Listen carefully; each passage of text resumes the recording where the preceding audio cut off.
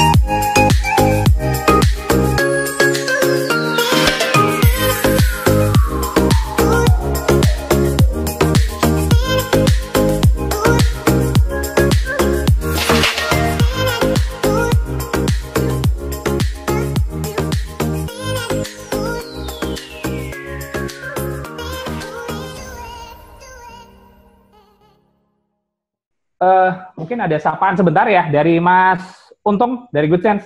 Gimana Mas? Apa kabar? Halo, selamat malam semuanya. Selamat malam Mas. Gimana? Ya. Sehat ya semuanya ya? Sehat-sehat, alhamdulillah. Oh ya, saya lupa dari PT GSA Indonesia mengucapkan selamat Hari Raya Idul Fitri bagi yang melaksanakan atau merayakan. Dan semoga teman-teman semuanya sehat-sehat semuanya. Oke, Mas Untung. Mungkin sekilas saja ya. Jadi kalau kelebihannya Good Sense itu apa sih dibanding merek lain lah? Apa yang biasa buat pom bensin, apa yang lain-lain lah?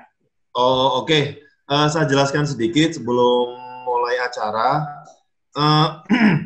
Kelebihan Good Sense sebenarnya kalau untuk spek yang sama dari pabrikan China, mungkin apple to apple kita sama. Cuma kelebihan kita ada di garansi, kita ada garansi dan servis. Jadi garansi gini, biasanya kami itu mengeluarkan garansi untuk produk yang dipesan oleh klien. Jadi secara material itu tercover ketika ada salah pemasangan dari aplikator kami atau yang kita tunjuk sebagai aplikator untuk pemasangan ACP kita, itu kita garansi Mas. Rata-rata kita garansi sekitar 15-20 tahun, dan itu bersertifikat ya. Jadi kita dari factory atau dari distributor utama itu kita mengeluarkan garansi, jadi 2 garansi gitu. Jadi ketika ada kecacatan dari pabrik atau kesalahan dari pemasangan yang sudah masuk ke dalam garansi, itu bisa kita ganti. Jadi itu free biaya pelepasan dan pemasangan kembali. Seperti itu sih, itu yang mungkin jadi kelebihan nomor 1 jadi kami. serta warna kami itu bervariasi dan banyak pilihannya. Monggo buat teman-teman nanti yang ada beberapa gambar yang menggunakan ACP, itu bisa kontak kami, nanti ada di Mas Anda. Begitu. Siap, Mas Untung. Terima kasih, Good Sense. Terima kasih, Gerha Sinar Arya. Saya lanjut ya. Untuk pemateri kita, atau yang menjadi narasumber kita hari ini, cukup menarik dan cukup dikenal dari teman-teman, yaitu Pak Roni Gunawan. Pak Roni, apa kabar, Pak? Selamat malam, Mas Arga. Selamat malam, Bapak Ibu semua. Selamat malam, Pak. Sebentar. Pak Roni ini adalah, beliau lahir di Jakarta, mengajar di Department of Architecture, Faculty of Civil Engineering Planning, Petra Christian University, dalam program studi arsitektur. Kemudian pernah menjadi Architect of RGA Studio di 2011 juga. Jadi studio yang berbasis di Jogja dan di Surabaya. 2015 mengambil doktor di Gadjah Mada University Indonesia, di disertasinya berjudul Urban Centers in Java during Colonial Period. Monggo Pak Roni bisa di-share slide-nya. Terima kasih. Baik, terima kasih Mas Arga. Terima kasih juga untuk IAI Jawa Timur diberi kesempatan untuk sinau maneh. Jadi karena tajuknya adalah belajar lagi, saya di sini juga mau belajar. Topiknya juga berat ini karena ada riset desain gitu, riset in design. Nah ini saya yang ingin belajar sebetulnya karena bagaimana sih sebetulnya teman-teman di praktisi, juga teman-teman akademisi di berbagai prodi, ini hari ini kelihatannya ada teman dari atau sahabat-sahabat dari Padang, sahabat-sahabat dari Kalimantan, juga ada yang dari Palu. Terima kasih sekali meluangkan waktu istirahatnya untuk mampir ke IAI Jawa Timur. Baik. Jadi untung judulnya riset dalam desain gitu, bukan research by design. Nanti kalau research by design, saya malam hari ini banyak sekali ini metode-metode yang harus ditampilkan ya. Tapi oke, karena riset dalam desain berarti tajuk atau payung besarnya adalah desain. Karena risetnya ada di dalam desain. Desain ini payung besarnya, sehingga riset itu gimana sih masuk di dalam desain atau ada di dalam desain itu seperti apa posisinya. Jadi kalau kita memahami riset di dalam kami, ini di kampus, kami metodologi perancangan namanya itu masuknya bukan di S1 kebetulan, tapi masuknya di pendidikan profesi arsitek di PPAR. Jadi riset itu adalah yang kami pahami adalah upaya sistematis menuju pada penciptaan pengetahuan. Jadi sajane kalau misalnya kita bicara mau tahu tentang apa gitu, mau misalnya hari ini gimana caranya membuat nasi goreng ala Thailand gitu. Nah, kalau kita buat sebuah upaya sistematisnya, maka itu sudah menjadi sebuah riset gitu. Penelitian itu seperti bagaimana proses menuju penciptaan pengetahuan itu. Tentu ada metodenya. Apakah menggunakan gergaji, apakah menggunakan pisau, apakah menggunakan tang, dan lain sebagainya. Itu metode penelitian. Tadi saya cerita mengenai ilmu pengetahuan. Nah, kalau gitu, kita ngomong kan sekarang desain. Desainnya kan juga desain arsitektur. Lalu, apa saja ya ilmu pengetahuan yang berhubungan atau yang mendasari arsitektur itu sendiri. Jadi kalau di definisi di Ristek Dikti itu memang arsitektur itu juga dipahami sebagai ilmu terapan. Terapan dari apa sih? Ternyata kita ini pada awalnya dibentuk menjadi sebuah hilir dari ekonomi, seni, psikologi, budaya, hukum, dan banyak hal. Lalu pada saat misalnya kita bicara ekonomi saja, maka ada mata kuliah ekonomi bangunan. Mungkin yang ikut kuliah gitu di S1 kita mengenal mata kuliah ekonomi bangunan. Kemudian ada hukum pranata pembangunan, ada iklim dan arsitektur. Itu menunjukkan bahwa sebetulnya ilmu pengetahuan yang bersinggungan atau yang mendasari atau yang membentuk arsitektur itu ternyata multidisiplin. Nah, sementara pada perkembangannya sendiri keilmuan arsitektur itu juga berkembang gitu, sehingga kalau ada skala dari interior sampai dengan skala urban planning atau skala kota, bagaimana kita mendesain sebuah ruang kamar kita sampai dengan bagaimana mendesain ibu kota negara yang baru, itu berarti kita memang arsitektur ini luar biasa, dia menjadi pengikat. Ada real estate, ada building construction, building science, dan landscape arsitektur, itu semua awalnya dikerjakan dari arsitektur dan kemudian zaman berkembang, kemudian muncul kebutuhan-kebutuhan baru, dan akhirnya ilmu arsitektur itu sendiri juga berkembang. Nah, kemudian kalau ngomong riset, ini kalau riset dalam arsitektur, lingkupnya ternyata karena ilmunya banyak tadi, ya sudah, berarti kita juga bisa ngomong, katakan, studi tentang penghawaan, studi tentang mitigasi terhadap bencana gempa, atau kebakaran, atau angin ribut, atau pemodelan atau simulasi, atau juga kaitannya dengan iklim, perilaku, sumber daya, dan lain sebagainya. Ini membuat riset dalam arsitektur itu juga cukup luas. Saya ingat masih ada perdebatan juga mengenai, kalau risetnya itu dalam arsitektur atau kemudian muncul S2 arsitektur atau bahkan juga S3 arsitektur gitu. Tapi kok studinya tentang pariwisata atau studinya kok lebih banyak tentang budaya atau mungkin antropologi gitu. Pada kenyataannya memang karena lingkupnya cukup luas, multidisiplin, itu membuat kita bisa meneliti banyak hal. Nah, tentu pada saat kita ngomong strategi atau metode tadi, saya ngambil dari Grout & Wang saja yang mungkin lebih populer gitu di Bapak Ibu semua gitu. Ada sejumlah strategi yang dipakai pada saat kita melakukan riset, dari desain maupun mencari teori, itu selalu ada strateginya atau ada metodenya. Saya akan ngambil pemahaman yang mudah saja, bahwa sebetulnya desain itu adalah tindakan yang ditujukan untuk mengubah situasi yang ada menjadi lebih disukai. Atau sebetulnya perancang yang membuat gambar representasi dari sesuatu yang akan dibawa ke kenyataan.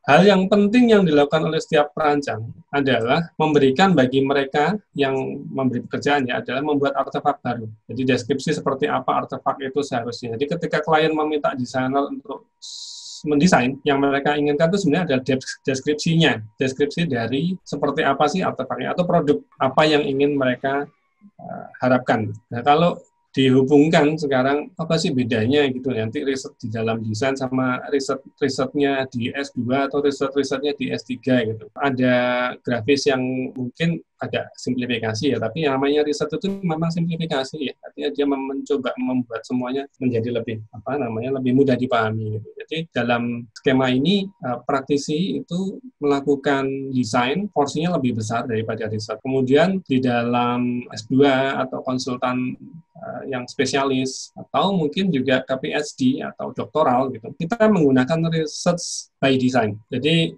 desain versus riset adalah sebetulnya dua-duanya itu memang akan mulai pada suatu dorongan atau sebuah intensi pada sebuah tujuan yang kontekstual gitu. Cuma faktor pendorongnya itu masing-masing sedikit berbeda. Kalau kita ngomong di desain itu mungkin di Sinau Menah yang pertama itu Mas Devri sudah mengulas dengan cukup tajam gitu ya, artinya problem design.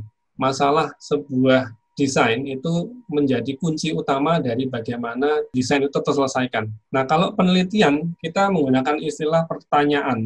Kalau kita di kuliah itu kita ngomongnya pertanyaan penelitian, tapi kalau kita di praktik, di project, ngomongnya problem design. Jadi ada beda antara pada saat kita melakukan riset sama melakukan misalnya studio desain gitu ya. Problem design dengan pertanyaan penelitian. Nah, yang menarik adalah desain itu selalu melihat kepada masa depan. Sementara penelitian atau riset selalu mencari bukti-bukti yang sudah ada di masa lalu atau masa kini. Sampai dengan saat ini ya, yang namanya riset kita mencari bukti yang sudah ada gitu.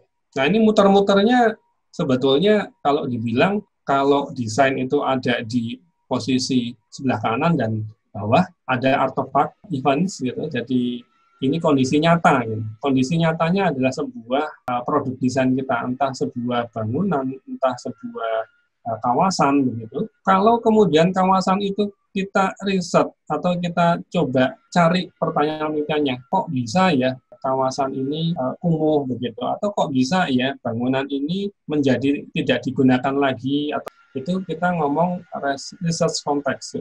Kemudian kita naikkan ke atas sampai kita lakukan analisis gitu. Atau bisa saja artefaknya adalah sebuah lahan kosong yang kemudian katakan ownernya minta untuk dilakukan sebuah desain di sana. Sama, kita melalui proses yang sama, kemudian ada sintesis, ada gagasan. Sintesis ini kalau di desain kita mengenal dengan istilah konsep gitu ya. Setelah melakukan analisis yang pada umumnya kita mengenal istilah programming gitu ya. Nah, kemudian sintesis ini kita menggunakan istilah konsep gitu. Nah, dari konsep terus jadilah produk desain atau produk gambar. Kita sudah melakukan proses sintesis menunjukkan konsep. Nah, konsepnya apakah terbangun sampai ke lapangan? Nah, ini proses yang biasanya arsitek bermain-main di sini, sintesis sampai dengan produk.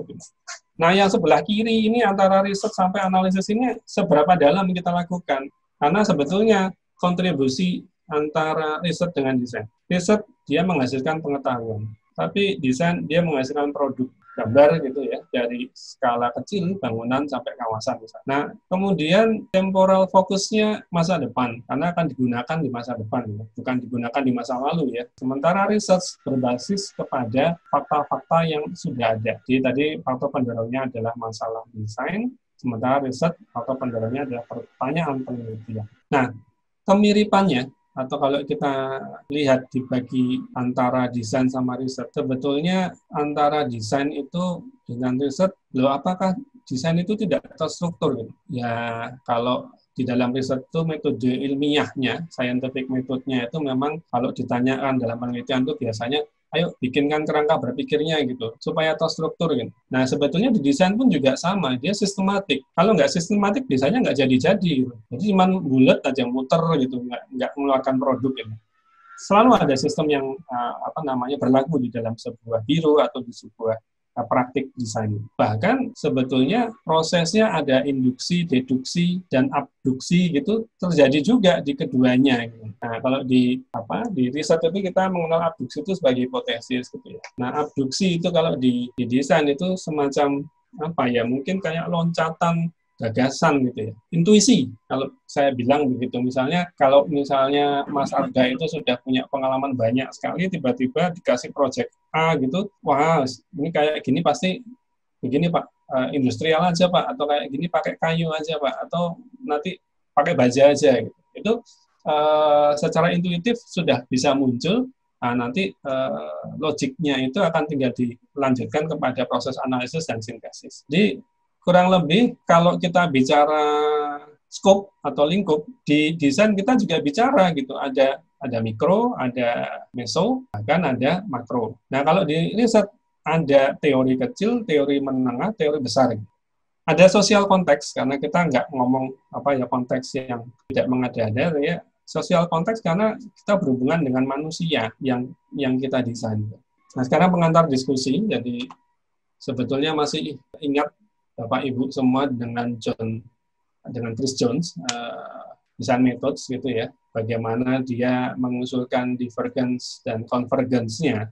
Pokoknya ini kayaknya menjadi warna utama dari pendidikan arsitektur kita, kurikulum kita sejak mulai muncul sampai dengan mungkin 2010-an masih dipakai gitu ya. Jadi saya juga ingin belajar dari Bapak Ibu, apakah ada pengembangan terakhir gitu ya dari proses begini. Nah, sebetulnya Jones melihat dengan mensimpulkan gitu ya, menjadi sebuah box yang terang dan bisa dilihat dengan clear gitu, bahwa intinya kalau desain itu ngomong tahapan, ya paling pertama ya rumuskan dulu masalahnya. Nanti kemudian kita lihat, kita lebarkan, kita eksplorasi. Nah, baru setelah kita proses eksplorasi, kita tentukan titiknya di mana supaya kita bisa turun untuk memutuskan. Ya, kemudian setelah itu kita lepas menjadi sebuah sintesis atau sebuah konsep. Ya, ini gampangnya begitu. Tapi saya ingin sedikit melipir, mungkin nggak ngomong langsung kepada risetnya. Intinya begini, saya ingin cerita bahwa di dalam desain ini menarik karena di dalam studio PPAR kemarin itu kita mencoba untuk anak-anak kan kita titipkan belajar nih di biro-bironya Pak Andi Rahman, Pak Iwan, kemudian juga Pak Carlson. Jadi kita mencoba menguji ke anak-anak. Ini loh, ada cara berpikir gitu. Kalau kita ngomong arsitek itu secara umum, kalau kita baca polanya Jones itu ada divergen, ada konvergen. Ternyata orang itu berpikir ada yang model divergen, ada yang model konvergen gitu. Tapi tidak semuanya artinya hanya satu orang mikirnya konvergen toh, satu orang mikir divergen. Enggak, tapi itu merupakan komposisi yang satu lebih dominan konvergen, yang satu lebih dominan divergen gitu. Yang satu lebih memilih teratur, terstruktur, tapi yang satu lebih memilih big picture gitu, abstrak, big picture dulu baru kemudian nanti menuju kepada produk. Tapi yang satu dia lebih sing sistematik itu seperti apa? Urutannya A1, 2, 3, 4 gitu. Nah, gaya berpikir ini divergent thinking dan convergent thinking ini rupanya mempengaruhi betul nanti pada saat kita mencari atau melakukan pencarian pemecahan masalah gitu. Kalau divergent memulai dengan sesuatu dan melebarkan gitu ya, dapat isu bagaimana ya ini satu konteks masalah desain atau problem desain dilebarkan. Nanti di satu titik dia akan mencoba untuk mengunci lagi. Oh, ternyata tiba ingin nih, kalau lihat data-data yang ada, faktanya kurang lebih seperti ini, ada 5 data yang mendukung, ya udah kita putuskan seperti ini. Tapi pada praktik yang kita lakukan sebagai perancang, keduanya ini berlangsung secara berbarengan, simultan. Tapi kalau kita ngomong konvergen, dia langsung secara urut gitu ya. Kita clustering datanya, terus di-grouping, di kelompok, seleksi, terus langsung cari datanya, statistiknya, dan lain sebagainya, diukur, dikategorisasikan, nggak dipakai datanya dibuang-buang gitu. Jadi ada untung ruginya gitu karena proses imajinatif dan sintesis ini kemarin kita mencoba juga. Tapi intinya kalau kita bicara fase sekarang sebagai seorang arsitek selalu akan ada proses, gampangnya ada input, ada output gitu. Inputnya kemudian dianalisis, melebar, sampai satu titik tiba-tiba ownernya nanti akan minta, Mas Roni mana ya Mas, ini gambar perspektifnya, saya butuh untuk bawa ke bank gitu, atau saya butuh untuk siapa gitu, untuk menunjukkan gitu. Mau nggak mau terus langsung gitu jadi sintesis tiba-tiba gitu. Proses divergen itu misalnya contohnya dia akan mengenerate kemungkinan gitu. Jadi bagaimana kasus proses berpikir divergen dengan cara brainstorming. Kayaknya kalau nggak salah kemarin di bironya Pak Erwin ini modelnya brainstorming, mind mapping gitu. Pokoknya dilemparkan dulu sampai melebar. Apa aja sih yang kira-kira berhubungan dengan sebuah problem desain A gitu. Kemudian ada yang SWOT gitu ya. Ini juga masih melebarkan pada kemungkinan-kemungkinan baru dengan SWOT ini. Atau, rupanya ini Pak Carlson banget, karena kalau kita lihat di ruangannya Pak Carlson, bironya Pak Carlson itu banyak sekali market gitu. Pak Carlson juga sering cerita itu. Saya setujunya dengan market ini. Ini dugaan loh ya, nanti kalau misalnya Pak Carlson keberatan, boleh kita bahas dalam diskusi. Tapi contoh bagaimana kita melebarkan dalam bentuk market ini adalah proses divergen kita. Sebaliknya, konvergen adalah proses pada saat kita mulai mengerucutkan, kelompok-kelompokkan gitu misalnya. Ini biasanya konvergen sangat efektif kalau kita punya database banyak. Kebetulan kita ini kan di zaman internet begini ini mestinya data banyak sekali ya. Konvergen bisa efektif juga nih. Di snowball juga bisa. Kalau problem desainnya apa itu sebuah perpustakaan, langsung dikunci sehingga ketemu kayaknya nanti sintesisnya ke arah ini gitu. Jadi proses bikin market atau proses melakukan treasure di internet, tema-tema tertentu yang kemudian kita kelompokkan itu juga bagian dari riset dalam desain. Ya ini contoh-contoh ya. Intinya ternyata kalau kita gambarkan divergen itu sama kita ngomong otak kiri sama otak kanan gitu. Nah, katanya sih kalau arsitek itu mestinya dua-duanya jalan gitu. Nggak boleh. Kalau saya melihat memang bagaimana kita melebarkan, kemudian harus ada yang mengerucutkan. Ini sebuah kombinasi antara kanan dan kiri dalam kepala kita. Nah ini, mohon maaf, ini kemarin tugas mahasiswa. Coba kan setelah mereka itu nyantri di Pak Iwan, kemudian di tempatnya Pak Ivan, sama Pak Erwin ini contohnya, mohon izin. Kalau di tempatnya Pak Iwan itu, Ini ceritanya mahasiswa loh ya, saya kan nggak tahu, tapi intinya coba menurut kamu, interpretasi kamu selama kamu di sana, gayanya studio Pak Iwan ini gimana sih? Oh, ada brief Pak, setelah brief itu kemudian kita brainstorming. Baru setelah brainstorming kita data analisis, redesign, kemudian evaluasinya muter di situ, evaluasi, redesign, masuk lagi, evaluasi, redesign, sampai akhirnya muncullah satu garis imajiner yang membuat keputusan harus keluar gitu. Nah, kalau di tempatnya Pak Ivan, sama itu alternatif desain, tapi langsung dievaluasi, kemudian alternatif desain terpilih, eksplorasi lagi, alternatif desain terpilih, keluar keputusan. Di ketiga-tiganya ada di pergennya. Kemudian di ketiga-tiganya juga ada konvergennya. Ya, ini kesimpulan singkatnya sih sebetulnya prosesnya akan unik, berbeda-beda di setiap biro. Keduanya tetap akan ada konvergen di pergennya. Yang menarik itu sebetulnya mungkin kita diskusikan apa ya yang membuat proses itu diberhentikan gitu, di mana risetnya itu melebar dan di mana risetnya mengerucut. Di tempatnya Pak Andi, tempatnya Pak Carlson, ya, masing-masing punya karakter yang berbeda-beda kalau dibuatkan skemanya begini. Nah, ini tempatnya Pak Ivan. Kalau menurut satu kelompok ini, Pak Ivan sangat terstruktur sekali Pak prosesnya. Gitu. Coba kita perhatikan ya bedanya dengan Pak Andi Rahman dan Pak Son. Gitu. Jadi menarik, kemarin kita mencoba belajar nih dari bapak-bapak hero ini. Kapan ya mereka berhenti gitu ya, kan tadi yang satu melebarkan, satu mengerucut, ditanya lagi, dilebarkan lagi gitu.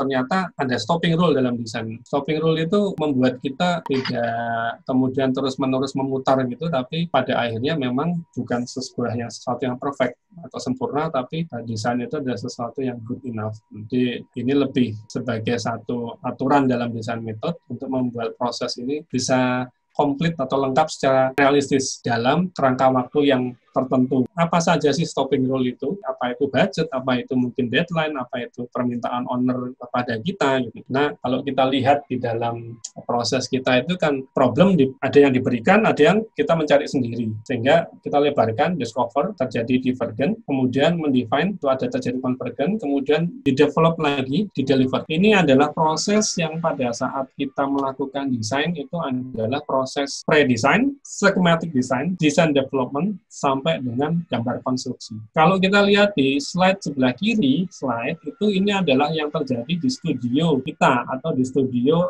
akademisi, yaitu di kalau di Petra merancang 1 sampai merancang sampai 3 akhir. Seperempat semester evaluasi 1, tengah semester evaluasi 2, dan seterusnya nanti akhirnya evaluasi 4. Itu bentuk kurvanya sempurna. Pada saat kita melakukan produk-produk itu discover, define, develop, deliver. Tapi pada praktik kita belum tentu. Tadi ada stopping rule tadi ya. Stopping rule-nya itu bisa kalau kita masukkan waktu, kurvanya bisa seperti ini. Nah, mudah-mudahan di tempat Bapak Ibu proses software itu tidak kurvanya tetap naik ya, ini bukan kurva COVID ya, ini artinya kurvanya tidak rata ya. Kalau rata ini saya mencurigai, wah ini jangan-jangan bukan desain ini, soalnya kok nggak ada kurva seperti ini, langsung keluar tiba-tiba, langsung keluar skematik, langsung keluar itu, mestinya harus ada proses ini, naik turun seperti ini, sehingga result itu terjadi. Ini kita masih pakai model sederhananya Jones ya, artinya analisis, sintesis, evaluasi yang kita pakai, meskipun ini harus dibaca hati-hati. Analisis, sintesis, evaluasi itu beberapa orang bilang itu akan mengarahkan kepada problem solving. Kalau cuma problem solving toh nanti agak kurang mempertimbangkan fungsi user atau mungkin pengguna atau mungkin komunitas masyarakat atau aspek sosialnya. Jadi kalau desain ditanya ini dalam sebuah riset, kira-kira keterlibatan kamu sampai kepada penentuan problem ruang dan penentuan solusi ruang itu seberapa banyak gitu. Oh, kalau teknisi enggak, teknisi itu katakan tukang gitu ya, dia ada di akhir sebuah perencanaan, ya aku gak melok-melok dalam hal perumusan masalah, aku juga gak ikut-ikut dalam solution space formulation. Jadi kalau tukang wis manut gambare, gimana caranya dilaksanakan gitu. Sampai kemudian ke fasilitator, expert, artis. Nah ini sementara orang bilang bahwa sebetulnya arsitek itu ada di mana sih? Nah kalau dengan analisis sintesis tadi mungkin adanya di sini, di tengah kali ya, expert atau artis ini ya, arsitek sebagai artis, sehingga dia keterlibatannya kira-kira di tengah-tengah ini gitu. Nah tapi ini juga perdebatan juga. Harusnya sekarang arsitek itu beradanya di kolaborator loh. Dia nggak di sini. Kalau di sini itu sama seperti kalau kita udah terima tor gitu ya. Nah ini keterlibatan problem space formulasinya hanya parsial. Kemudian tapi ya dia terlibat kepada rumusan permasalahan pemecahan permasalahan, tapi iterasinya sangat rendah iterasinya hanya medium, sehingga beda sekali dengan proses dari kolaborator. Kolaborator ini dia sangat-sangat melibatkan user. Problem solving approach itu, yang analisis tesis itu, kalau kita nggak hati-hati, kita nggak akan menjadi satu profesi yang menghasilkan sesuatu yang menangkap jiwa zaman gitu ya. Mungkin satu penjelasan atau satu pemecahan desain itu berlaku bisa selesai di zaman itu tahun 1950, tapi zaman berubah tahun 1970, 1180, konteksnya bisa berubah gitu. Kalau kita nggak mencoba mengikuti atau melibatkan diri kepada masyarakat atau memasukkan masyarakat dalam kita sehingga bisa memahami bagaimana user, proses research kita hanya berkutat kepada problem solving toh, ya kita tidak bisa menjadi sebuah arsitek yang levelnya kolaborator tadi. Ini contoh satu konteks yang saya lepaskan ke mahasiswa. Sayangnya waktu itu dilepaskan terus kemudian COVID. Jadi anak-anak tidak bisa survei, tapi ya syukur ini proyeknya real. Ownernya bisa kita pertemukan dengan mahasiswa, jadi owner real. Kasus proyeknya juga real. Mereka saya kasih kasus satu bangunan itu kalau kita kalian desain, dengan saya lepaskan tidak ada sama sekali seperti di S1 itu mungkin ada modul yang sangat ketat gitu ya. Kalau di sini kamu cuma punya target waktu sekian, sudah gimana cari datanya gimana. Rupanya menarik juga, anak-anak bisa mencari data. Pak, ini ada konteksnya ada owner, ada konteks bisnis, ada konteks tourism atau pariwisata, ada konteks users. Sehingga anak-anak zaman milenial ini pintar sekali mencari data, meskipun terisolir satu di Kalimantan, satu di Palembang, satu di Kediri, kok ya bisa datanya cukup banyak mereka cari gitu ya. Dan karakter mereka sebagian konvergen, sebagian divergen. Dan yang saya tertarik kemarin, mereka bisa mencari, saya ingin tahu user konteksnya di mana. User konteksnya nyarinya gampang Pak, nanti pakai Instagram aja. Dari posting-postingnya dalam radius tertentu itu kita bisa tahu mereka itu preferensinya seperti apa. Kemudian mereka bisa membuat semacam tabulasi gitu, Pak, ini kalau Bapak radius sekian ini dari lokasi yang ditentukan ini loh Pak preferensinya mereka kalau dari hasil postingnya ini di Instagram. Ya, ini cuma contoh saja. Mungkin Mas Arda, saya serahkan kembali kepada moderator untuk mengarahkan diskusi. Apa saja sih, apakah gaya berpikir tim atau gaya berpikir Bapak Ibu itu mempengaruhi lama riset dalam desain kita, atau apa saja stopping rule kita masing-masing sehingga kita membatasi riset gitu. Atau mungkin yang paling gampang, bagaimana sih meyakinkan owner akan pentingnya riset gitu. Nggak semua owner mau nunggu gitu misalnya. Mungkin begitu Mas Arda. Selamat malam.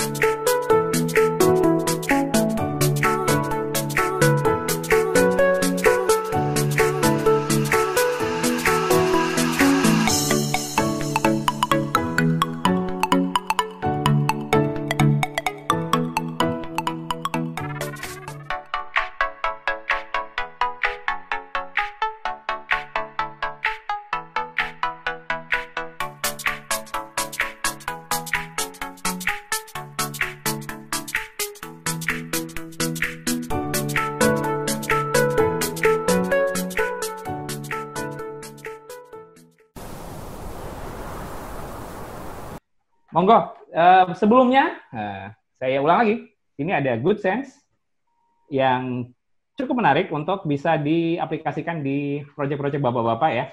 Jadi ini adalah sebuah produk aluminium composite panel yang tentu saja kalau sudah jadi mitra IAI, berarti produknya saya rasa sangat bagus dan bisa dipakai.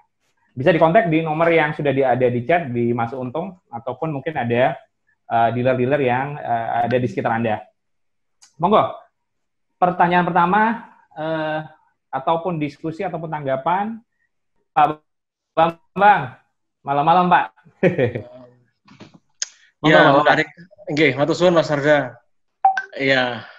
Jadi saya atas nama bagian pendidikan dan profesi, terima kasih sudah sharing topik yang gampang-gampang susah, susah-susah gampang, Pak Roni. Saya pernah baca begini, jadi apa yang disampaikan Pak Roni bagus sekali, jadi secara bagaimana kita mengenal atau bagaimana kita sebetulnya berpikir bahwa dalam desain itu ada satu research begitu ya. Nah, yang pertama-tama saya juga pernah baca juga bahwa sebagai arsitek itu kadang-kadang begini, imajinasi orang itu bahwa desain itu muncul tiba-tiba, bahwa desain itu nggak perlu dipikirkan bagaimana, pokoknya asal selesai gitu, asal jadi. Nah, ternyata memang benar apa yang katakan Pak Arnit tadi, ada satu proses yang pengumpulan informasi-informasi yang kemudian dijadikan menjadi satu ideas gitu ya, atau satu konsep. Jadi apakah memang yang sudah Pak Roni sampaikan tadi, seakan-akan ada dua gitu ya dalam suatu desain itu, ada fase research, ada fase desain gitu, secara tidak langsung gitu. Nah, saya juga pernah membaca bahwa arsitek itu di kepalanya banyak informasi-informasi, ya, informasi-informasi yang banyak sekali kalau tidak diprogram, kalau tidak diberikan koridor untuk berpikir secara research, maka dia tidak akan membentuk sesuatu yang sifatnya ide atau konsep yang sesuai dengan angan-angannya waktu itu. Gitu.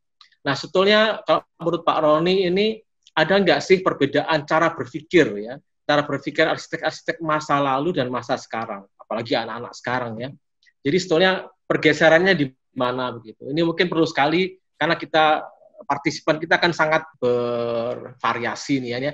Mulai dari angkatan 70-an, mungkin angkatan saya 80-an atau angkatan sekarang 2000-an. Jadi mungkin perlu juga, tadi sudah sampaikan juga tentang Jones ya. Jones itu kan tahun 70-an itu.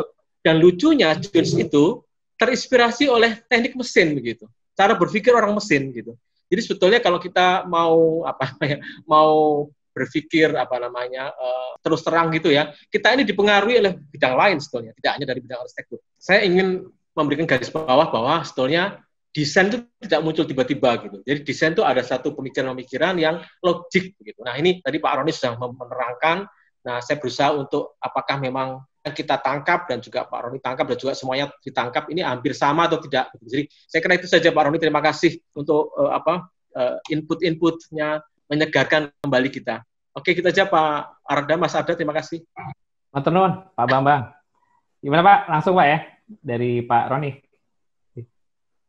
Baik, matur nuwun. Kalau apa bedanya sama generasi-generasi yang lalu itu, tadi saya bicara kuncinya ada jiwa zaman gitu ya. Jiwa zaman bergerak, berubah begitu. Jadi kalau orang bilang sekarang ngomong sustainable gitu ya, ada concern yang bergerak gitu. Tapi concern pada saat tahun 70-an sama di tahun 90-an tentu beda juga ya. Kaitan dengan juga penggunaan teknologi itu pasti juga beda di perbedaan bagaimana metode risetnya dilakukan. Misalnya sekarang banyak atau arsitek-arsitek sekarang sudah banyak yang sangat bisa memahami betul bahwa tidak perlu engineering yang terlalu kaku gitu. Ya kita mungkin sedikit, Bapak juga biasa bahwa di kita tuh ada dua mazhab gitu mungkin ya, dari lahir dari sebuah mazhab engineering gitu, teknik arsitektur, tapi kemudian kurun waktu bergerak gitu, kemudian kita banyak juga yang lebih fokus juga kepada desain. Generasi setelah tahun 2000 ini saya melihat spektrumnya sekarang itu lebih banyak bergerak kepada desain daripada engineering di masa-masa tahun saya lulus dulu Pak. Saya dulu masih sangat-sangat kuat keteknikannya gitu. Tapi sekarang anak-anak itu bisa kolaborasi dengan banyak aspek, tidak melulu dari aspek keteknikan, tapi bisa dari sosial, bisa dari sastra, bisa dari musik gitu. Jadi mungkin itu ya yang saya bisa menangkap bahwa kayaknya bergerak ke sana deh. Konteksnya lebih luas ya mungkin ya. Betul, dan fokus kepada desain, tidak kepada engineering saja gitu. Gitu, Pak Bambang? Oke. Cukup Pak ya? Oke, cukup. Kita akan menanggapi dari pertanyaan Mas Gunte dari Australia nih kayaknya. Monggo, Mas Gunawan. Selamat malam Mas Arda. Saya ini aja, sebenarnya kalau saya mungkin sharing sedikit beberapa kerjasama dengan sekolah YPAB yang sifatnya sosial. Nah, kalau sifatnya sosial, kita bisa melakukan riset lebih panjang sehingga desainnya mungkin 6 bulan sampai 1 tahun. Nah, tetapi ketika saya berpraktek jadi konsultan, ini kenyataan tahun 2003 memang, itu dalam waktu 1 bulan kita harus selesai desain sekolah. Jadi mungkin kalau dari pengalaman itu, mungkin saya sharing sedikit, akan beda sekali ya parameter waktunya kan. Jadi kalau kita sebagai akademisi kita punya waktu cukup panjang untuk melakukan riset dan desainnya selesai mungkin 6 bulan. Tapi kalau kenyataan mungkin hanya 1 bulan atau 2 bulan. Sebenarnya mungkin menurut saya yang tadi Bapak sampaikan jangan-jangan tidak terjadi gitu, karena kalau 1 bulan harus mendesain langsung mulai 1 minggu preliminary langsung bestek, jangan-jangan tidak meriset lagi gitu Pak. Mungkin itu sih. Mungkin satu lagi sebenarnya ini agak menggelitik juga ya buat ini. Ada parameter atau sekarang ini ada teori tentang design thinking Pak. Cuman apakah mungkin ada keterlibatan user atau keterlibatan pengguna selain pemilik itu mempengaruhi juga dalam desain yang dilakukan oleh teman-teman di masa saat ini. Terima kasih banyak Pak. Jadi ada 2 pertanyaan, monggo Pak. Iya, terima kasih Pak Gunte. Proses kalau katanya yang bisa melakukan riset lebih banyak itu akademisi gitu, karena waktunya bisa lebih longgar gitu. Kalau saya sih mungkin kelihatannya mungkin juga ya beberapa menyatakan bahwa riset dalam desain itu baru berkembang cukup pesat mungkin sekitar 10 tahun terakhir gitu, setelah ternyata kita sebagai seorang arsitek itu harus punya keunikan gitu. Kalau enggak nanti desain itu kan tadi saya bilang bahwa problem solving. Kalau problem solving sudah terpecahkan, ya itu menjadi sebuah prototipe gitu. Kalau gitu kalau bikin rumah tinggal untuk misalnya Mas Arga gitu, anaknya 3 gitu, kemudian suami istri sama-sama kerja gitu. Ini aja tipenya gitu. Jadi berhenti gitu. Itu kita bukan menjadi arsitek lagi dong. Menurut saya memang tahapan itu saat ini kita sedang bergerak untuk bagaimana memasukkan riset ke dalam praktik arsitek yang memang challenge-nya ada di sana. Bagaimana si stopping rule terutama untuk meyakinkan klien itu ya. Proses riset itu tidak harus dilakukan sendiri gitu, tapi ternyata kolaborasi. Tapi kita bisa memanfaatkan apa yang sudah pernah diriset sebelumnya dan itu disintesiskan. Mungkin itu ya riset di dalam desain. Waktu 1 bulan atau 1 tahun itu relatif gitu menurut saya. Tapi kalau kemudian dia proses kurvanya itu pada saat divergen itu, tadi ini design thinking ya, pada saat divergen itu kemudian dia langsung saja, terus pokoknya langsung diputuskan saja begini, ikuti yang lalu, copy paste, apakah tidak terjadi riset di sana. Nah itu menjawab yang kedua, apakah user dilibatkan? User ini di sini bukan owner. Kuncinya di situ yang ingin kita tekankan gitu ya, pada kasus kemarin di PPR itu, user itu bukan owner loh ya.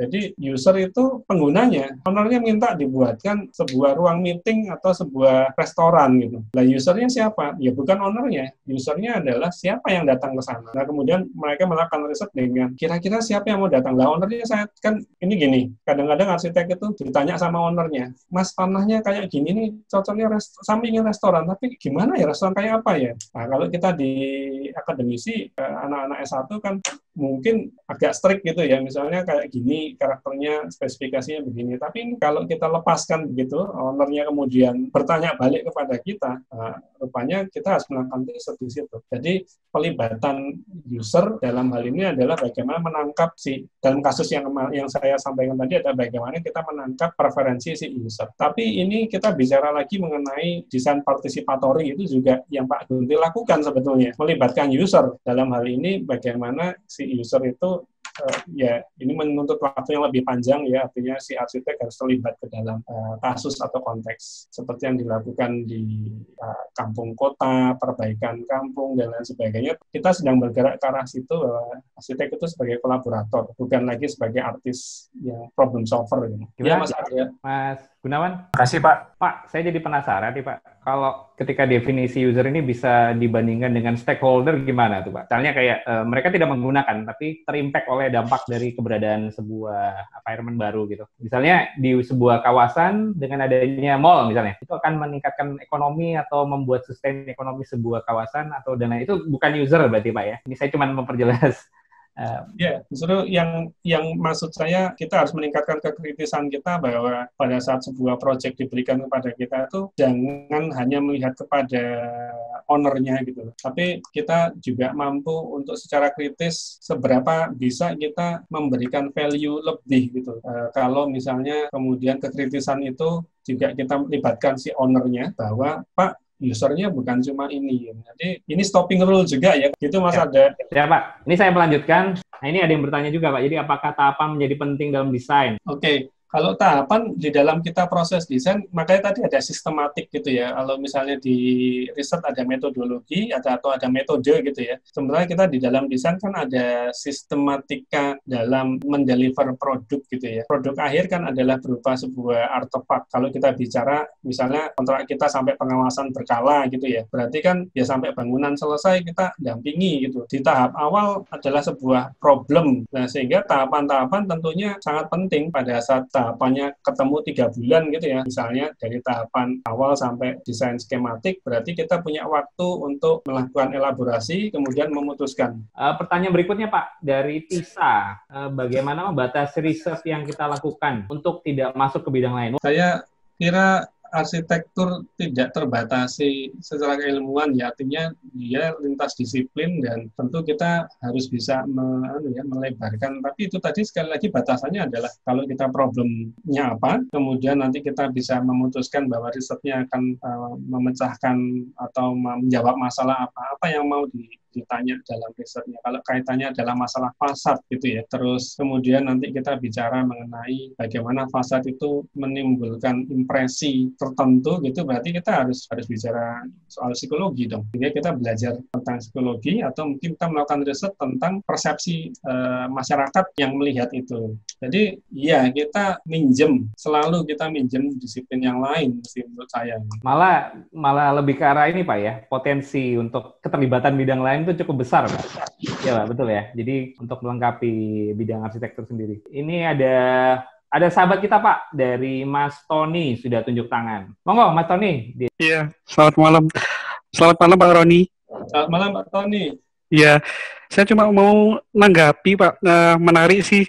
Teringat beberapa hal. Jadi tadi kan ada yang bicara mengenai, ini berarti kalau riset di kampus tentang arsitektur dan riset saat berpraktek itu akan jauh berbeda begitu, karena kalau riset dalam berpraktek kebanyakan terbatasi oleh klien, waktu dan sebagainya. Nah, saya tadi kepikiran gini, Pak, kalau di kampus itu kan mungkin ada istilah fenomenologi begitu ya. Jadi ketika ada satu tim atau seseorang yang melakukan riset pada sebuah objek riset sampai selesai, kemudian merasa ada ketidakpuasan atau mungkin juga setelah kembali lagi ke lokasi menemukan temuan-temuan baru yang memperkaya informasi sebelumnya begitu. Akhirnya dari kondisi tersebut membuat si periset ingin memperdalam risetnya yang lalu dengan membuat riset lanjutan begitu.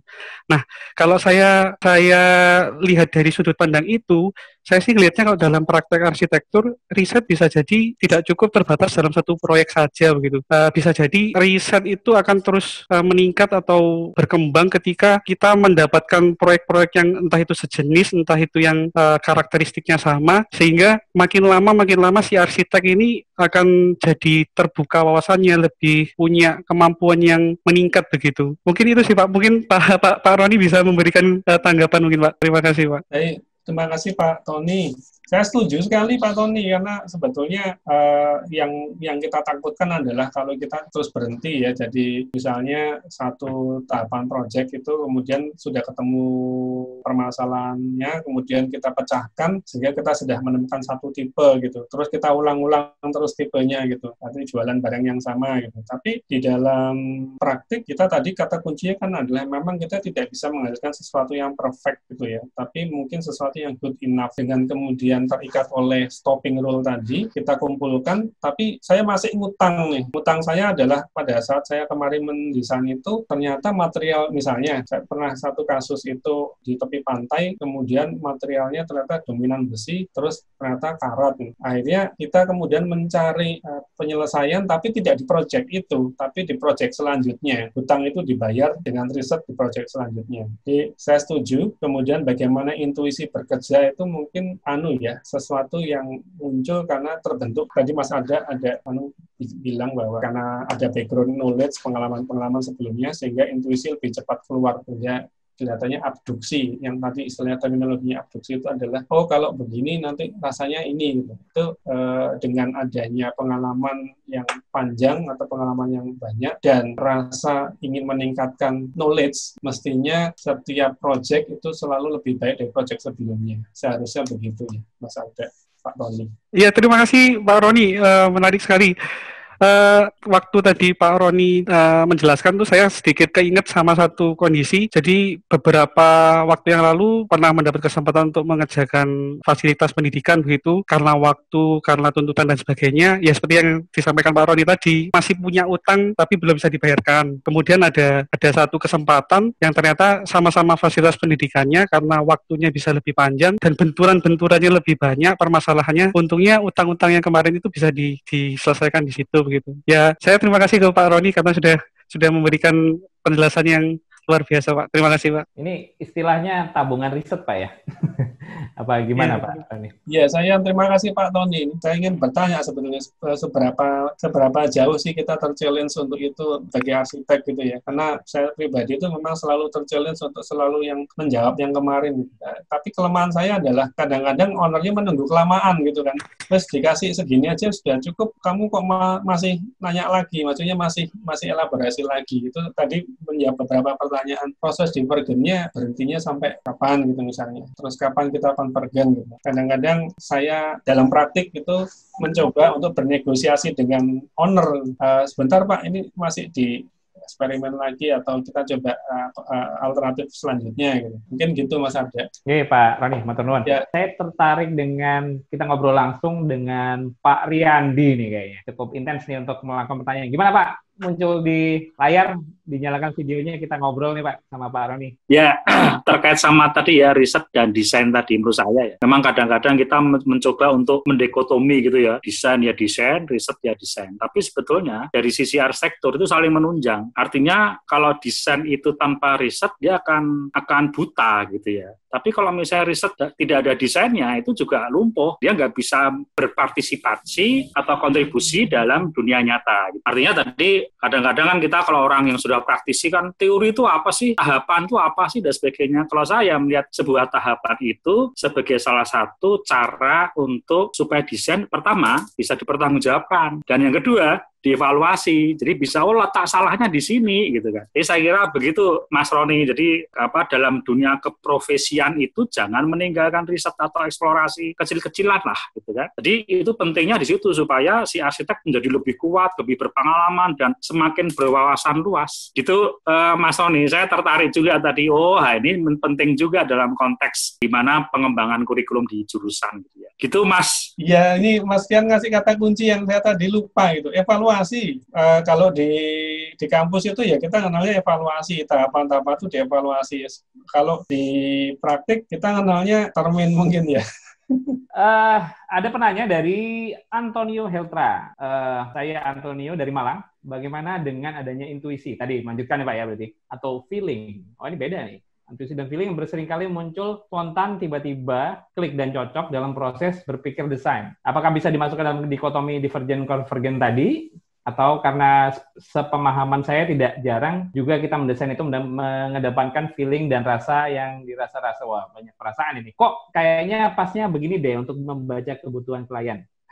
Monggo, Pak Roni, ditanggapi. Iya, kalau di riset kan, kalau kita ngomong akademisi, kita ngomong hipotesis tuh loh, Mas Arda.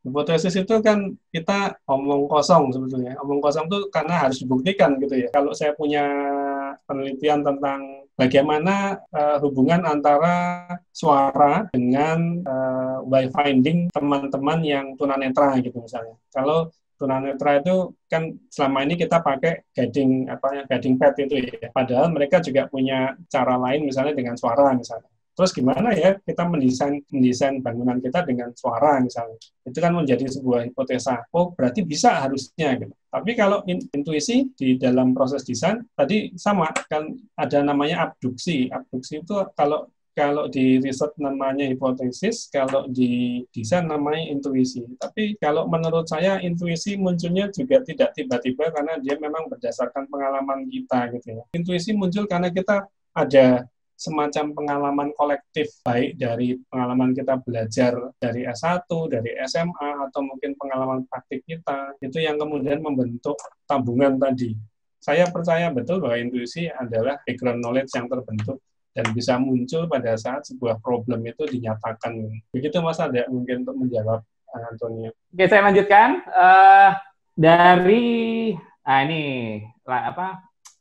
sahabat Sinaumane ini kayaknya. Mas Dian Widatama, seberapa jauh intuisi arsitek itu berdampak terhadap keberhasilan sebuah produk atau desain? Dan intuisi arsitek ini apakah juga termasuk salah satu stopping rules sehingga menjadi desain yang good enough? Gimana tuh Pak Roni? Background knowledge kita, pengalaman kita tentu berbeda-beda di setiap kita gitu ya. Artinya kan pengalaman proyek gitu ya, atau pengalaman kearsitekturan kita gitu ya, itu tabungan-tabungan kita gitu, sehingga kalau kasusnya owner begini, maka nanti biasanya dia akan muncul ini. Jadi ada semacam itu kalau dibilang kayak konslet gitu ya. Jadi tiba-tiba langsung muncul koneksitas yang sangat cepat dan kemudian muncul gambaran gitu. Wah, ini kalau kasusnya begini, konteksnya batu kapur, kemudian kawasannya berkontur dan jaraknya cukup jauh dari pusat kota, maka saya akan menyarankan yang simple saja, jangan menggunakan high tech misalnya. Itu juga satu loncatan yang dibilang sebagai, ya boleh dibilang intuisi gitu. Kadang-kadang mungkin dibilang black box, tapi sebetulnya itu adalah intuisi. Yang kemudian kalau kemudian dilanjutkan ke dalam research, ya dianalisis, betul nggak gitu. Oh iya benar, kalau bisa dibuktikan secara sistematis, sudah kita putuskan secara konvergen, sintesis. Jadi mempercepat proses kelengkungannya tadi bisa menjadi lebih cepat, divergennya juga bisa menjadi lebih cepat. Gantian saya yang nanya, Mas Arda. Makanya, Roni. Tadi pertanyaannya Pak Roni adalah tentang stopping rule. Sejauh mana menghentikan proses yang tidak selesai-selesai ini? Sejauh mana di dalam proses desain dari masing-masing pengalaman bapak-bapak atau ibu-ibu? Monggo kalau ada yang bisa menanggapi atau men-share pengalamannya. Jadi sudah saatnya saya menghentikan proses pencarian saya terhadap hipotesa saya, gitu. Mungkin seperti itu Pak ya. Oke, monggo Pak, silakan. Ya, terima kasih. Jadi memang pertama menurut saya itu stopping rule itu sangat dipengaruhi oleh pengalaman tadi. Kalau tadi Pak Roni mengatakan nabung, itu juga salah satu upaya juga cepat mengambil keputusan. Semakin pengalaman kita itu tumbuh dan berkembang, itu riset itu menjadi lebih cepat gitu ya. Atau dalam memutuskan masalah, itu semakin cepat. Hanya melihat orangnya saja, ini masalahnya seperti ini gitu. Karena itu pengalaman indrawi, pengalaman meneliti, pengalaman mendesain akan mempercepat. Stopping rule tidak hanya ditentukan oleh orang lain, tapi diri kita gitu kan. Karena pengalaman kita memang semakin tinggi.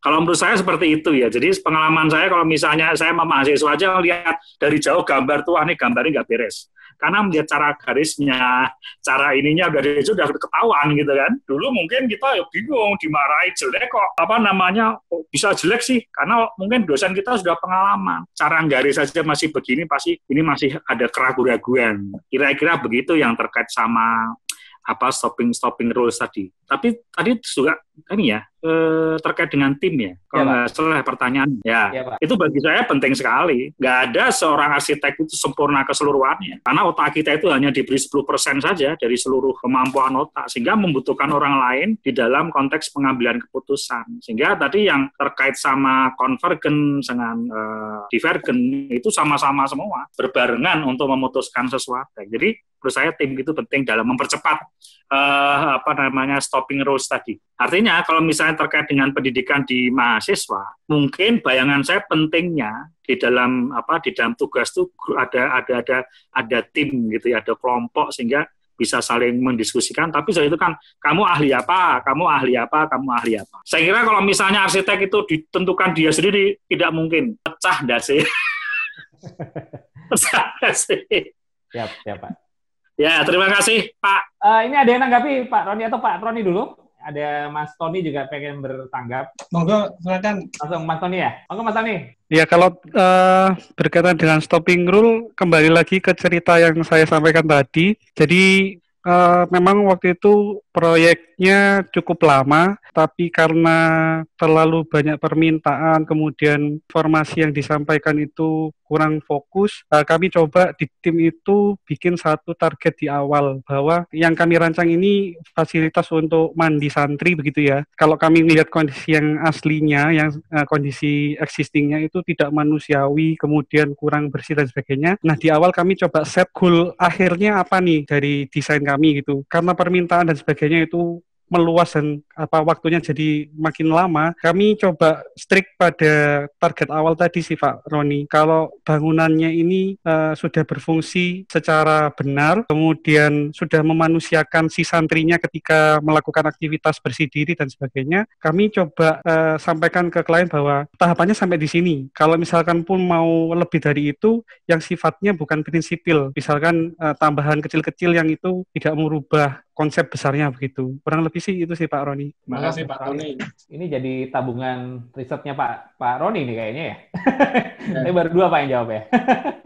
Jadi menarik juga, kira-kira ini santrinya cukup puas nggak ya gitu. Jadi kira-kira kalau teman-teman di akademisi penasarannya juga dengan gimana ya caranya ya menguji, mengevaluasi gitu, seberapa puaskah mereka, apakah itu proses konvergennya itu terjadi secara sepihak atau dilakukan bersama-sama dengan si user gitu. Itu menarik. Nah, itu yang kemudian kita melakukan deviasi atau keragaman metode gitu di dalam proses konvergen atau dalam proses merumuskan sintesis. Kan ada alternatif gitu ya. Nah, alternatif itu apakah diputuskan hanya oleh decision maker, stakeholder pemegang budget, atau juga stakeholder si pengguna, si santrinya itu. Itu yang menarik juga Mas Ada. Kalau di proses kami kemarin sih memang awal-awal memang kami bicaranya dengan pemimpin pondoknya saja Pak Roni. Tapi berjalan dengan waktu kok rasanya kami kurang puas dengan informasi yang disampaikan. Akhirnya kami coba mencuri kesempatan untuk ngobrol dengan beberapa santrinya, kemudian lihat langsung di lapangan mereka kalau melakukan aktivitas bersih diri itu masalahnya apa, antrinya berapa lama dan sebagainya. Itu yang informasi-informasi itu yang kemudian memperkaya, yang membuat kami tadi bikin satu goal di awal supaya kalau ini nanti terlalu jauh langkahnya atau terlalu melebar dan sebagainya, kurang fokus, kami punya pegangan yang bisa dikejar seperti itu. Baik, terima kasih Pak Tony. Stopping rule-nya ditentukan ditentukan karena juga ada masalah waktu dan juga Betul, ya. Betul. Ada hal-hal yang constraint yang ya ini tadi constraint di masing-masing itu kan tergantung konteks juga. Menarik. Ya, sederhananya begini Pak, memang waktunya lama, tapi kalau lebih lama lagi kan secara biaya operasional juga kurang baik. Jadi kami coba membatasinya ya seperti itu begitu. Ya, terima kasih Pak Tony. Sama-sama Pak. Untuk berikutnya Pak Roni, ini ada pertanyaan dari Pak Purwantoro. Pak Purwantoro ini dia menyontohkan sebuah proyek yang agak lebih besar Pak. Jadi ada keterlibatan banyak hal, mulai dari diawali dengan prastudi Pak. Prastudi kelayakan, visibility Pak ya. Studi kelayakan, business plan yang semuanya dikerjakan oleh owner. Nah, terkait posisi desain dalam riset tadi, itu sebenarnya bagaimana tuh Pak kalau dilihat sebagai arsitek? Ya, saya pernah dapat itu memang kita harus kolaborasi sama yang bikin business plan gitu. Colliers atau apapun konsultan visible ekonomi yang akan melatar belakangi visibility ekonomi si project. Tapi dalam beberapa pengalaman bagaimanapun juga arsitek dilibatkan di dalam rapat-rapat tersebut gitu. Kecuali kalau itu sudah given ya. Ini adalah satu karakter tertentu di mana kita mendapatkan sebuah project yang kadang-kadang sudah strict given, nggak kaku. Istilahnya orang sudah melakukan fiksasi. Di fiksasi sudah kekunci begini, level kita sebagai desainer agak atau sebagai arsitek ya, sebagai arsitek itu sudah agak terkunci. Dalam proses itu adalah problem solving, tapi di dalam proses yang pada saat kita dilibatkan, misalnya saya pernah dilibatkan pada saat studi kelayakan ekonomi, ya kita bicara mengenai material, kita juga bicara mengenai konteks ruang yang mungkin akan kita tawarkan, sehingga studi ekonominya sudah memasukkan konsep-konsep kita ke dalam situ. Kadang-kadang konsepnya memang yang saya bilang tadi, intuisi gitu, kita lemparkan dulu, nanti bagaimana tanggapan pasar gitu. Mungkin begitu Mas Ada. Saya bisnis plan ini kan bisa juga kita terlibat sejak awal, atau mungkin kita sudah dikasih pokoknya begini, nanti kuncinya gini, gross areanya segini. Nah, itu berarti sudah fiksasi. Kalau sudah fiksasi ya sudah jalan seperti sebagai brief ya. Jadi sudah sebagai brief ya. Ini Pak Purwantoro langsung Pak, mau ngobrol langsung. Monggo Pak Purwantoro, kita ngobrol aja. Makasih Mas Arda.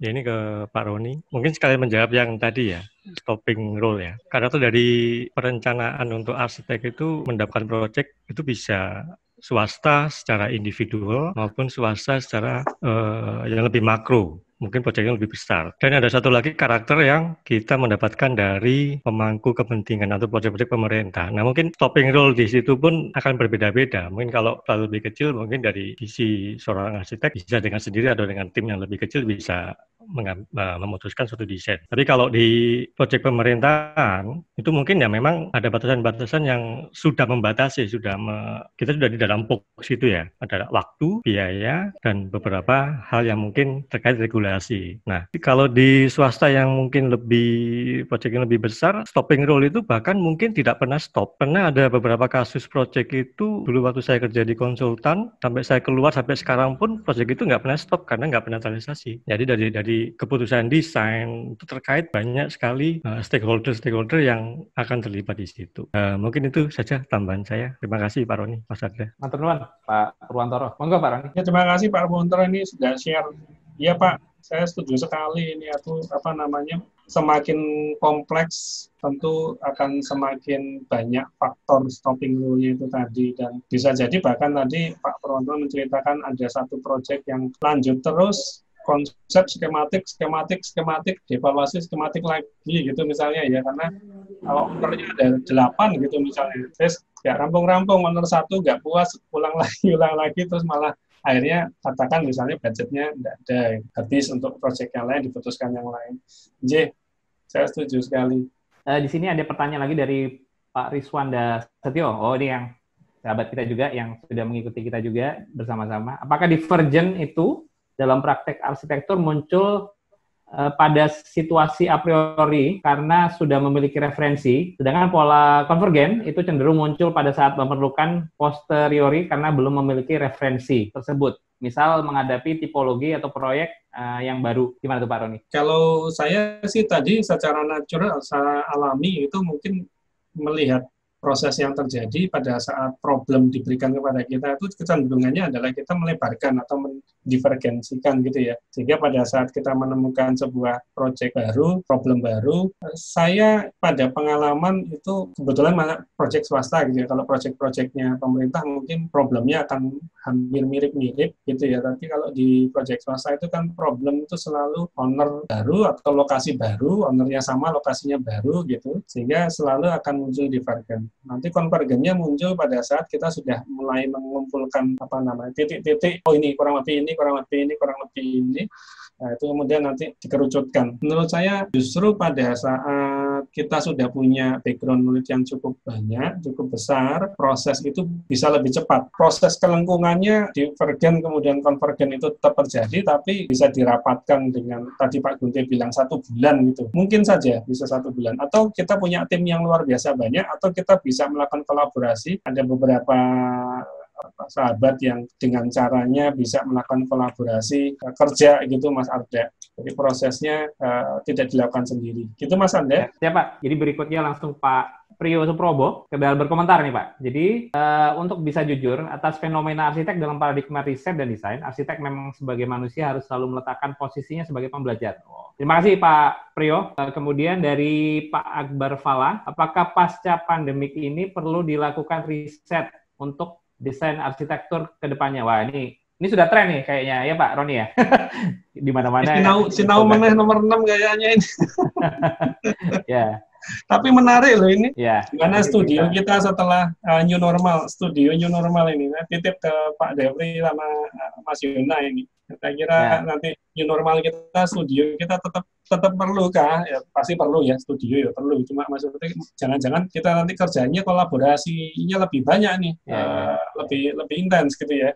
Siap. Ini semacam tantangan kayaknya Pak ya. Jadi bisa ada yang menanggapi, ada yang bisa ditambahkan. Di sini ada pertanyaan dari Bu Mutia. Bagaimana cara memilah mana yang menjadi prioritas gitu? Tadi ada teknik-teknik di Divergent itu ada teknik, ada brainstorming, ada snowball, ada macam-macam gitu. Di Convergent juga ada teknik-tekniknya itu. Jadi salah satu teknik misalnya tadi saya cerita mengenai trial and error itu juga teknik ya. Sehingga coba kita bikin market 10, kemudian nanti dari market itu kita coba kasih cahaya matahari gitu, pembayangannya seperti apa gitu. Kadang-kadang memang kita nggak bisa ngomong teknik A lebih baik sama teknik B, tapi tergantung kepada desain problemnya gitu. Nah, mengetahui informasi apa yang penting tentu saja kembali kepada tadi kata kuncinya sih menurut saya adalah user. Bagaimanapun juga user itu sesuatu yang sentral di dalam desain, sehingga apa sih preferensi, apa sih yang diharapkan, apa sih yang menjadi ini tolok ukurnya dia begitu dalam fasilitas A atau fasilitas B. Nah, user itu kadang-kadang kita ya itu tadi kita tentukan bukan cuma owner tapi juga yang datang ke sana, yang menikmati, yang akan menggunakan. Kemudian stopping rule-nya berlaku loh ya. Terus informasi ini dilebarkan terus, nanti dicari semua informasi. Pembatasannya adalah itu tadi. Kira-kira sampai di tahapan ini cukup, kemudian langsung dikerucutkan. Oke. Ini Mas Adi Firman Hidayat, Pak. Mau berbicara langsung, Pak? Mau Ya, Mas Adi. Ya, monggo Pak. Mas Adi. Selamat malam, Pak Roni. Jadi gini, Bapak kan tanya masalah pengaruhnya gaya berpikir tim ini sama apa saja yang jadi stopping rule-nya sama bagaimana meyakinkan owner untuk mengenai pentingnya riset. Karena saya praktisi, saya coba jawab secara praktis juga. Jadi berdasarkan pengalaman kami memang cara berpikir tim itu sangat berpengaruh, Pak. Jadi kebetulan partner saya malam ini nggak hadir. Jadi perbedaan dari kami itu yang sering menjadi kendala dan juga menjadi sesuatu yang kadang-kadang malah bisa menyelesaikan masalah karena saling bisa mengisi. Jelas pasti ini Pak, gaya berpikir masing-masing tim itu pasti akan sangat berpengaruh terhadap riset yang kami lakukan di studio kami. Sehingga kadang-kadang kalau sudah mentok, biasanya kami sudah serahkan siapa yang jadi prinsipalnya, nanti pasti ujung-ujungnya akan kembali ke diskusi lagi karena itu jadi salah satu ciri khas kami bahwa nantinya pasti keputusan bersama. Kemudian untuk masalah stopping rule-nya ini banyak Pak, tapi kalau misalkan yang paling gampang itu kalau di proyek di pemerintahan ini kan sering terbatas sama waktu dan juga rata-rata proyek yang diberikan oleh pemerintah itu kadang-kadang ini mereka itu ya ini menurut kami ya kurang begitu memahami tahapan-tahapan desain. Jadi kadang-kadang kami terima pekerjaan berupa sudah desain development tapi ternyata desainnya nggak ada. Jadi kadang-kadang sekaligus minta didesainkan. Nah itu yang kadang-kadang dengan waktu yang diberikan sempit, akhirnya kami ya otomatis harus berpikir seperti kata Pak Gunte tadi, riset sampai ke desain development-nya harus dipampatkan yang biasanya bisa menghabiskan waktu 3-4 bulan, ini harus selesai sampai desain development, sampai berupa dalam gambar kerja, itu hanya dalam waktu 2 bulan kadang-kadang. Nah ini yang sering jadi kendala kami di lapangan. Dan untuk meyakinkan owner ini susah Pak, kadang-kadang mereka tuh nggak mau mikirin riset, jadi mereka maunya matang, tapi mereka maunya cepat. Nah ini di lapangan tuh rata-rata seperti itu. Ya ada sih beberapa kali, tapi sedikit sekali kita dapat owner yang oke lah silakan di riset kalau memang. Tapi akhirnya itu masalahnya waktunya nggak bisa dibatasin. Kalau mereka memang maunya bangun ya wes Mas, pokoknya saya nanti bangunnya kalau udah gambar udah jadi, udah cocok, kita udah diskusi dan udah sama-sama sepakat, barulah kita nanti ngomongin pembangunannya. Nah ini kadang-kadang kalau misalkan nggak dibatasin dari diri kita sendiri ya sulit. Seperti kata Mas Tony tadi, akhirnya operasional jadi membengkak. Jadi ya kalau misalkan ada plus minusnya sih ada klien yang memang menilai riset itu silahkan dilakukan. Ada yang kebanyakan sebagian besar klien itu malah mikirnya praktis, jadi risetnya udahlah Mas, riset secepatnya lah. Ya saya ingin tahu cepat ini, kadang-kadang bilang 3D-nya bagaimana atau denanya bagaimana seperti itu. Tanpa mereka mau kadang-kadang diajak diskusi masalah ini kenapa nanti jadi seperti ini tuh. Akhirnya kami mixkan, kami ceritakan risetnya ketika sudah ada gambaran minimal pattern dananya udah ada, baru kita ceritakan maksudnya kita. Mungkin seperti itu Pak Roni yang bisa saya sharing dengan jenengan. Itu Mas Arda. Terima kasih. Ini Mas Adi. Terima kasih Mas Adi. Tadi ada Pak Hasan Busri ya, kalau nggak salah, yang ingin dialog. Monggo Pak Hasan, kalau ada. Pak Albusra, maaf. Pak Albusra, oh sorry. Iya. Sorry. Okay. Pak Albusra Fuadi, betul Pak. Sorry Pak. Namanya hilang tadi. Iya. Selamat malam Bapak Ibu semua. Diskusi yang sangat menarik Mas Roni. Jadi kalau kita belajar dari awal ini, jadi saya membawakan diri saya mahasiswa, artinya saya takut mendesain ini. Karena begitu banyak dan begitu ketatnya terasa betapa pentingnya sih atau betapa rigidnya dalam kita mendesain itu, mulai dari melaksanakan riset dan lain sebagainya. Jadi itu pembukaannya. Mungkin yang untuk pertama, saya bahagia sekali mendengarkan kata-kata dari Pak Riyandi tadi, di mana di sana saya mencoba menyimpulkan bahwa ya inilah sebenarnya tantangan kita dalam mengilmiahkan desain. Karena diskusi yang berkembang beberapa di sekitar kita juga banyak kan yang mempertanyakan desain itu ilmiahnya di mana sih gitu. Kan santai aja, lagi main gitar, lagi duduk-duduk, akhirnya keluar ide gitu. Nah ini sebenarnya ketika, ini curhat ini Mas Arda, mungkin ketika kita duduk sama mahasiswa kita ini, jadi ketika di studio kan kita sering tuh, kok nggak kerja gitu, lagi nyari ide Pak, ngapain kamu cari idenya? Duduk di belakang Pak, lagi lihat pemandangan, apalagi kampus kami belakangnya kan laut, jadi siap. Pak gitu. Sambil lihat laut akhirnya mengeluarkan ide. Nah, inilah sebenarnya di sini yang selalu kita tekankan kepada mahasiswa kita bahwa desain itu bukan accident activity. Bahwa tidak ada rasanya secara sederhana kita bisa mengatakan bahwa desain itu hanya selintas dan itu bisa diwujudkan. Nah, makanya saya mengatakan itu bukan accident activity. Bahwa akan banyak kontemplasi di sana, akan banyak pemikiran-pemikiran yang sangat rigid ketika kita bisa melahirkan sebuah desain. Jadi, saya coba tangkap satu kata-kata Mas Roni, tabungan. Nah, jadi di sini mungkin saya menemukan jawabannya bahwa ternyata pengetahuan saya saat ini merupakan tabungan saya bukan di proyek yang sekarang atau bukan ketika kita meletakkan diri sebagai mahasiswa, itu bukan untuk tugas yang sekarang mungkin.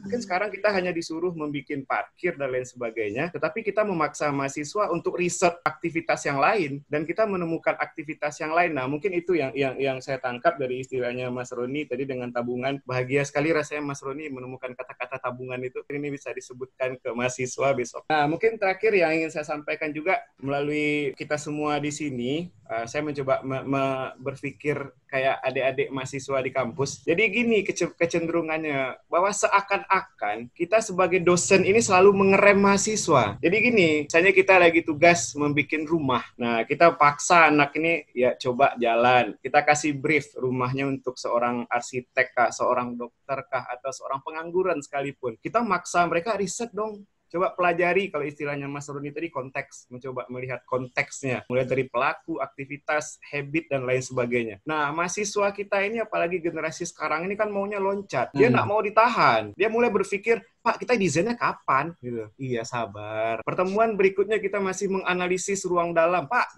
ini minimalis sudah kebayang-bayang ini, Pak. Model dekonstruksi sudah mau loncat ini, Pak. Gitu. Nah, itulah yang kadang kita temukan di kampus. Salah satu, mungkin kalau bisa dikatakan sama Mas Roni, istilahnya hal-hal indah di kampus ya itu, gitu. Seakan-akan kita ini aktornya. Aktor jahat yang mencoba membatasi mahasiswanya, nggak boleh ini, nggak boleh itu. Padahal sebenarnya ya inilah cara kita mau nggak mau mengajarkan kepada mahasiswa bahwa di dalam desain pun ada risetnya, dan risetnya itu sangat ketat sekali. Jadi makanya ketika di beberapa kelas kita juga cerita, ketika kamu memahami betul apa yang kamu riset dalam desain, membuat garis satu pun kamu akan takut. Karena apa? Itu akan dipertanyakan, ini kenapa ada dinding di sini kenapa atapnya rendah, di sini kenapa atapnya tinggi, dan lain sebagainya. Mungkin itu. Terus yang terakhir, saya pengen balik nanya aja ke Mas Roni. Tadi Mas Roni mengatakan apa saja stopping rule kita dalam membatasi riset. Oke, saya mau nanya juga ke Mas Roni, kepada kita semua, apa ada dalam stopping rule dalam membatasi desain, mungkin pertanyaannya. Karena gini, penutup saya ingin mengatakan bahwa kadang-kadang di situ juga lah kita enaknya ketika jadi dosen. Ketika Mas Roni tadi mengatakan istilah ada owner, ada user. Kadang kita sebagai dosen ini kita menempatkan diri kita kedua-duanya sekalipun. Jadi ketika kita sudah memberikan brief, coba desain rumah arsitek, tetapi ketika kita mengasistensi, kadang-kadang saya bablas. Seakan-akan rumah itu untuk kita desain, kita mempertanyakan estetikanya, kita mempertanyakan dan lain sebagainya, akhirnya kita terjebak ke dalam ya cara berpikir kita yang ideal terhadap tugas yang ingin kita sampaikan kepada mahasiswa di awal. Mungkin itu Mas Roni, curhatannya mungkin Mas Arda. Wabillahi taufiq walhidayah. Assalamualaikum warahmatullahi wabarakatuh. Waalaikumsalam warahmatullahi wabarakatuh. Makasih Mas Wadi. Monggo Pak Roni. Ya, Mas Dial dari pantai barat Sumatera. Siap. Baik. Makasih. Ini sebenarnya permasalahan atau mungkin juga hal yang sama juga betul bahwa bagaimana ya generasi Z gitu, kira-kira generasi ke depan itu seperti apa gitu ya, arsitek masa depan gitu. Karena kalau kita masih mendapat warisan analisis sintesis tadi, ada apa namanya aturan-aturan yang rigid, jangan studio kita nanti di akademisi maupun studio kita di praktik itu sifatnya kolaboratif yang mungkin lebih cair, permeabilitasnya lebih longgar gitu, sehingga bisa menghasilkan inovasi-inovasi yang lebih, saya nggak bilang liar, tapi inovasi yang mungkin mengagetkan selalu gitu ya. Itu menurut saya respon saja, karena saya mungkin tidak punya bayangan bahwa kita akan punya seterusnya menggunakan model yang sama seperti generasi kita. Kemudian stopping rule untuk desain, ya Mas Arda, stopping rule kita sampai dengan saat ini ya itu tadi, pada saat desain harus dikumpulkan gitu, jadi deadline. Pada saat owner yang meminta, saya sering kolaborasi dengan Mas Reddy di beberapa pekerjaan gitu. Mas Reddy kerjanya cepat gitu ya, konvergen gitu. Saya kerjanya divergen, saya tukang lebarkan masalah gitu ya. Sementara Mas Reddy tukang mengerucutkan gitu kan. Jadi rasanya mungkin begitu ya, konvergen divergen. Terus pada saat stopping rule-nya, saya bahagia kalau ownernya bilang gini, Pak Roni tolong agak pelan-pelan ya, budgetnya nanti baru keluar bulan April 2020 gitu. Itu bicaranya masih 8 bulan yang lalu gitu. Wah enak ini, 8 bulan besok main-main ini. Jadi terus kotak-kotak. Nah, nanti tiba waktunya April itu, tiba-tiba Maret dia sudah telepon, Pak, ini saya udah dapat budgetnya, wes langsung aja sekarang. Waduh. Jadi tadi Mas Adi bilang itu, tiba-tiba jadi arsitek itu bisa multidisiplin, harus jadi ahli komunikasi, karena kita pinter-pinter yang ngomong sama owner. Mungkin begitu ya, Mas Arda. Makasih, Pak Fuadi. Ada lagi yang ingin bertanya? Monggo kalau ada yang mau. Oh nih, ada Pak Adi Wibowo. Berapa jauh sih riset itu ada dalam desain? Kalau saya lihat itu ketergantungannya dengan waktu, Pak. Di dalam studio kita, di studio perancangan misalnya, itu juga SKS yang membatasi gitu. Jadi kalau kita berlama-lama, semesternya habis, keburuan nggak ada hasilnya. Jadi meski peran dosen kemudian jadi stakeholder juga, harus jadi ini, dan itu dan sebagainya. Akhirnya ya riset mereka tidak tuntas. Demikian juga di proyek, karena di dalam TAK-nya sebetulnya penelitian itu tidak masuk di dalam itu. Kalau di proyek-proyek heritage itu penelitian ada sendiri, ada kajian sendiri. Nah, kemudian baru infill desainnya baru selanjutnya. Nah, ini program-program yang ini bisa lebih luas kalau kita memasukkan penelitiannya. Tapi kalau di dalam proyek-proyek yang bukan heritage, ini nampaknya faktor waktu, karena biasanya proyek itu hanya berlaku 1 tahun. Jangan kalau kita mengadakan penelitian sendiri di perguruan tinggi itu ya 1 tahun itu baru mungkin separuh atau baru tahap pertama begitu. Nah, ini yang dampaknya seperti itu. Saya kira itu, matur nuwun setengah. Terima kasih. Assalamualaikum warahmatullahi wabarakatuh. Waalaikumsalam warahmatullahi wabarakatuh. Matur nuwun Pak Adi. Ya, alhamdulillah kita sudah berada di ujung acara. Matur nuwun sudah bisa sama-sama hadir dan meluangkan waktunya bersama di Sinau Mane edisi kelima hari ini. Dan kami segenap panitia, mohon maaf jika ada kekurangan. Saya akhiri dulu. Wabillahi taufiq wal hidayah. Assalamualaikum warahmatullahi wabarakatuh.